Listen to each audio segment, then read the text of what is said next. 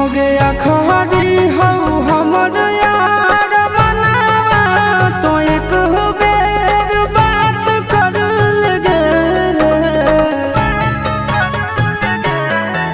हो गया खरी हो हमर यार मनावा तो एक बेर बात कर लगे।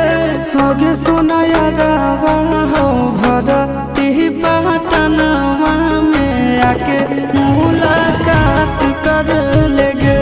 आगे सोना यारावा हो भरती पटनवा में आके मुलाकात कर लेगे।